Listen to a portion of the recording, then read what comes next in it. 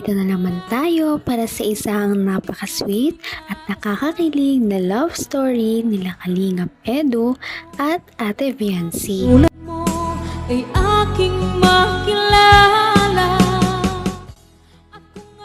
Para sa pagpapatuloy ng ating love story ay pumunta si Kalingap Edu sa bahay nila Ate Viancy. Noong ating nakaraang video nga ay nag-usap muna sila ni Ate Viancy tungkol sa kanilang bahay dahil sa paparating na bagyo. Pagkatapos naman noon ay napag-usapan nila ang nalalapit na birthday nila Ate Viancy. Kaya naman excited na talaga ang lahat. Biniro nga ni Kalingap Edu si Ate Viancy na pag malapit na siya mag-birthday, malapit na siya mag-17, edi malapit na rin daw siyang mag-18. Kaya naman baka pwede na daw siyang umuo kay Kalingap Edu.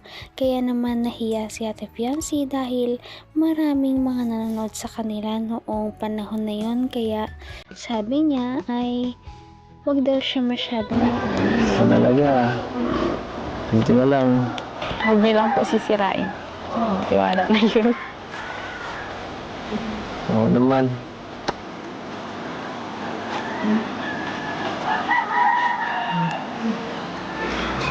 Kaya ako maghintay. Tatanong pa ba yan?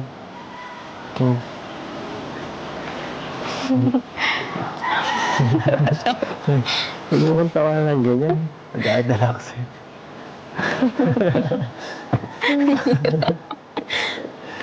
Okay, kaya po. Nasa vlog po tayo. Ay, nako.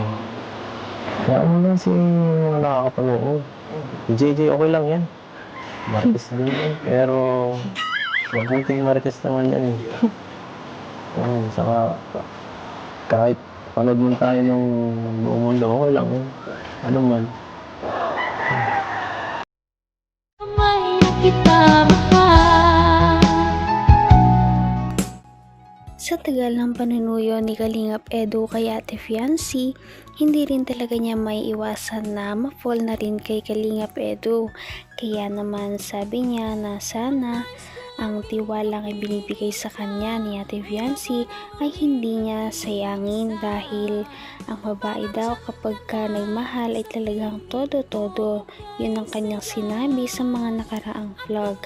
Kaya naman sabi naman ni Kalingap Edu na oo naman daw, hindi niya naman daw talaga sisirain ang tiwala sa kanya ni Ate Viancy at pinapahalagahan niya naman talaga ang dalaga at alam din naman ng lahat ng mga viewers na talagang seryoso si Kalingap Edu sa kanyang mga nararamdaman para kay Ate Viancy. Puso ko kita, lagi rin ako. Basta, so, sa atin, okay tayo.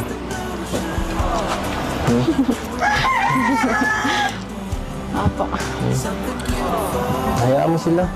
Yung mga tao yan na mapangimasok sa buhay natin. Hayaan mo sila mag-isip na kung ano-ano. Alam mo naman kung yan ako nagpapahalagan ka. Ang bihira po kayo. Bakit? Kumain na po tayo. Ano po sinasabi mo? Pero po, Na.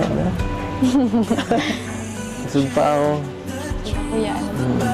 Busog pa rin yan. Hindi ko naman akala. Pinapahalagahan daw talaga ni Kalingap Edu si Ate Viancy kaya hindi niya sisirain ang tiwala na ibinibigay sa kanya ng dalaga.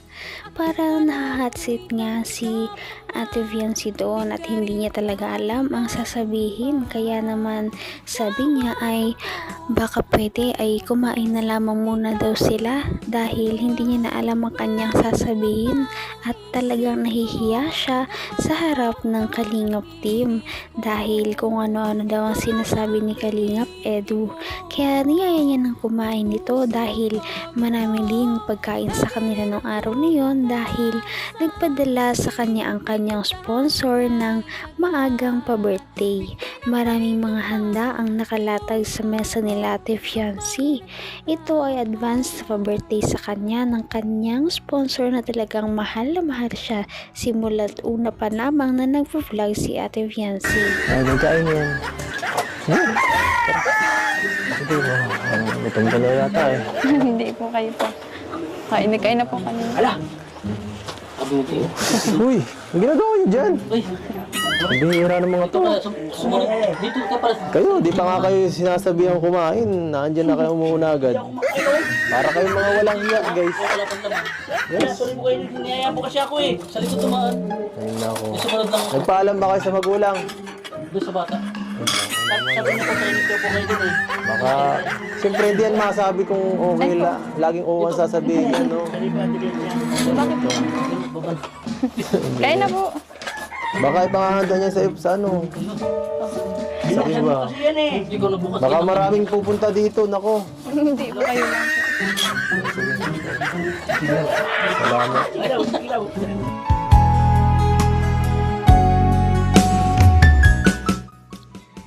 Grabe at mahal na mahal talaga si Ate Fiancé ng kanyang mga sponsors.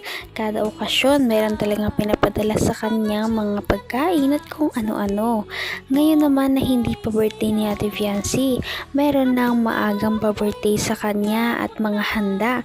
Kasama na rin ng mga cake. Merong binigay sa kanyang spaghetti na isang bilao, pansit, at iba pang mga handa na siguradong may enjoy ni Ate Fiancé at ng kanyang pamilya. Napakarami nga nito kaya shinare talaga nila Ate Fiancé ito sa Kalingap team. At talagang thankful si Ate Fiancé dahil sa mga nagbibigay sa kanya ng mga ganitong tulong at pagkain. Dahil pinapakita lamang nito na talagang sinusuportan siya ng kanyang mga supporters. Kain na po kanina. Bakit? Kumain ka na ulit. Kumain ka na lang ulit. Sa tingin ko daw kasi ni Kuya Edo nabubusog dito. Talagang pa. Pabihiras ko yung ato. Mukha ba akong pagkain? Kain po, Nay. Kain po kayo. Kain po. Sige lang po. Yun.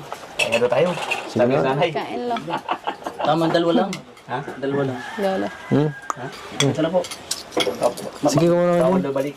Sige na, nakakaya din naman tumangin ko. Ano po? Okay din. Ate Mercy, advance happy birthday po.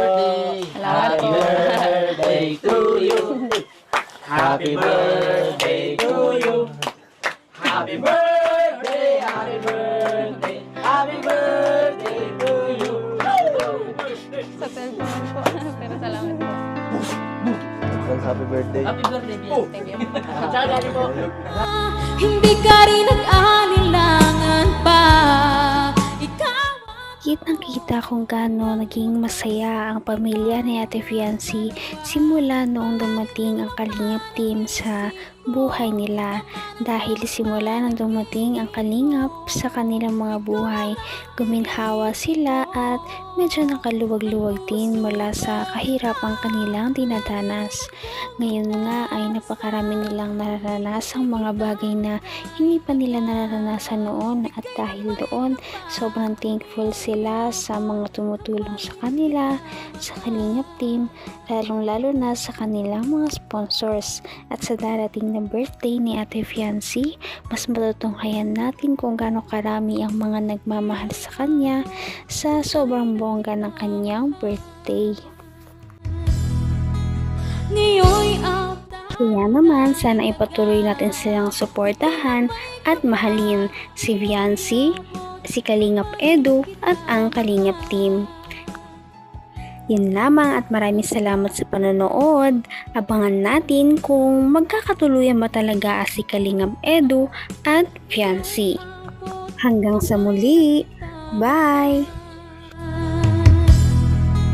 Ngayon'y abot